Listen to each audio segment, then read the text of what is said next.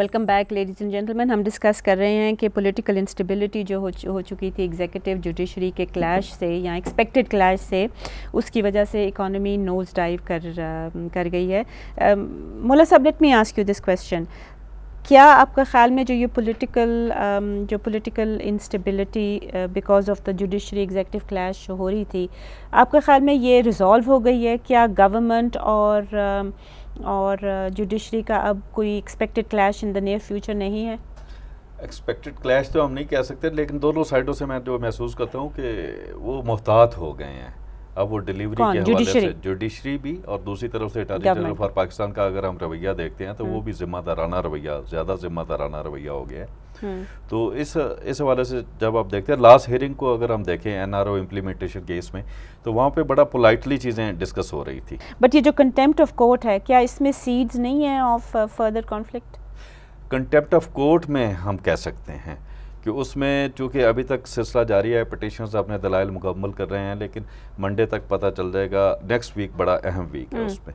तो उसमें अगर हम देखें तो बाकायदा तौर पर यह कहा गया है बेंच की तरफ से कि कोई नया कानून बनाने में कोई ना कोई जस्टिफिकेशन होती है। तो what is the justification over there, ये ऑब्जर्वेशन में कहा गया है बार बार। और जो पिटिशनर्स, मगर गवर्नमेंट कहती है कि पार्लियामेंट का राइट है और कि वो लेजिस्लेट करे। पार्लियामेंट के राइट को तो कोई भी नहीं मना करता, बेंच भी मना नहीं कर रहा। वन साइडेडली अगर हम देखें तो वो फिर मना कर रहा है, लेकिन दोनों साइडों से अगर हम देखें तो वो रिस्पॉन्सिव है। वो कहता है कि ठीक है, आप पार्लियामेंट का राइट है, लेकिन ऐसी लेजिस्लेशन की जाए जो वेस्टेड इंटरेस्ट के लिए नहीं हो, बड़ी जो कॉन्स्टिट्यूशन के अगेंस्ट हो, वायलेट ना करे किसी भी क्लॉज के, कॉन्स्टिट्यूशन किसी भी क्लॉज की जो प्रोविजंस है। वो बात यह है कि वो पिटिशनर्स भी ये कहते हैं और इस पे ऑब्जर्वेशंस भी आई है कि प्रीएम्बल जो कॉन्स्टिट्यूशन का है वो ये कहता है कोई भी ऐसा स्पेशल लॉ या जनरल लॉ नहीं बनेगा। Okay, alright. अब्बासी साहब, ये अभी पूरी सिचुएशन जो है, बड़े केसेस लगे हुए हैं, ये भी गवर्नमेंट कहती है, मतलब है कि टू सम एक्सटेंट इस वैलिडिटी इसकी है कि वो जो केस है असगर खान का केस है, वो जी क्यों नहीं लग रहा, हमारे धड़ डेटे डल रही हैं, उनके नहीं डल रहे। मतलब दीज आर लेजिटिमेट कंसर्न्स जो कि गवर्नमेंट ने रेज़ की हैं। और मेरा ख़्याल में इसमें कोई कोई शुबे की बात नहीं है कि ये वाकई डेट्स जो हैं वो ज़्यादा जल्दी गवर्नमेंट के केसेस में आ रही हैं। Isn't that right? ये आगाज़ में तो ऐसा होता रहा है, लेकिन वो अभी पेंडिंग है। मतलब है प्रोसेस, लेकिन उसमें प्रोसेस स्लो है। प्रोसेस स्लो है। अब्बासी साहब, क्या हमारी जो फाइनेंस मिनिस्ट्री है वो हेड कर रही है, it is headed by technocrat, वो मतलब पॉलिटिकल फिगर नहीं है और टेक्नोक्रेट सीट पे भी बैठे हुए हैं, तो क्या वो जो पॉलिटिकल इंस्टेबिलिटी है, क्या is that impacting on his policies? Finance ministry में तो कोई सच पॉलिटिकल इंस्टेबिलिटी उसको इम्पैक्ट नहीं कर रही, क्योंकि हमने कोई विजिबल नहीं आ रहा। लेटली एक सर्वे भी किया है, उसमें भी बताया इनकी एक सेट पैटर्न होता है, उस पर इनकी पॉलिसीज़ चल रही होती हैं। एक्सपेंडिचर की क्या है, रेवेन्यू की क्या है, बाकी बजट वगैरह कैसे बनाना है, उसका तो ऐसा सच नहीं आता। लेकिन मेजर फैक्टर जो है फाइनेंस मिनिस्ट्री से जो चीज़ हमें आ नहीं रही वो ये है कि वहाँ ऐसा कोई पॉलिसी नहीं है। जो मेजर हमारे इश्यूज़ हैं, जो पॉलिटिकल लीडरशिप की तरफ से इनको डायरेक्टिव पे कोई पॉलिसी आए जिससे हमें पता चले कि कहीं ये जो मसाइल हैं इनको असर रिजॉल्व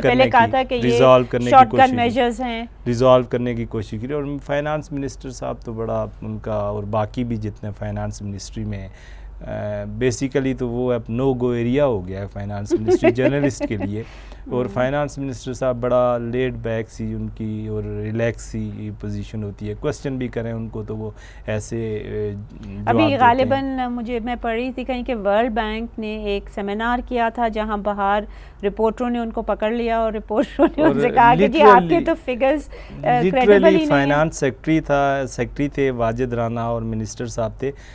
कुछ जर्नलिस्ट हमारे नहीं, मगर ये वाकया हुआ था, ये बिल्कुल एब्सोल्युटली ये हुआ था। और उन्होंने क्या जवाब दिया था? उन्होंने कहा था जी कि स्टेट बैंक के फिगर इतने एक्यूरेट होते हैं, इसलिए तो हमने इनको स्टेट बैंक का गवर्नर बनाया हुआ है। ये उनका कि उनके ज़्यादा एक्यूरेट होते हैं और इनके तो बिल्कुल तो नहीं होते।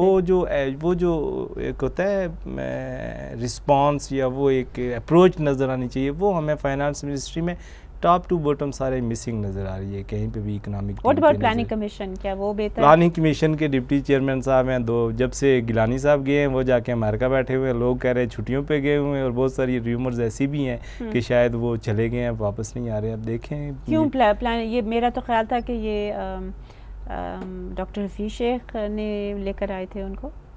कुछ लोग गिलानी साहब के साथ। अच्छा, वो नहीं है, he is not in the country, is not in a country. और लोग, मैं प्लानिंग कमीशन में लोगों से पूछते हैं जब, तो वो कहते हैं अगस्त को वापस आ रहे हैं। लेट्स सी कि वो वापस आते हैं या नहीं आते। तो ये एक महीने से गए हुए हैं। प्लानिंग कमीशन में इस वक्त डिप्टी चेयरमैन प्लानिंग कमीशन नहीं है, सेक्रेटरी प्लानिंग कमीशन रिटायर हो चुके हैं, उनकी जगह नया बंदा नहीं आया। और वो जो पूरे कंट्री के डेवलपमेंट के हवाले से देखता है आपका वो सेक्टर, 3 दफ़ा I still remember last month में 3 दफ़ा एक्निक की मीटिंग बुलाई गई है और वो पोस्टपोन हो गई है बिकॉज वहाँ पे कोई आदमी नहीं है। ये तो इकोनॉमिक टीम का हाल है हमारे मुल्क में। Okay, with that we'll take a short break, stay with us.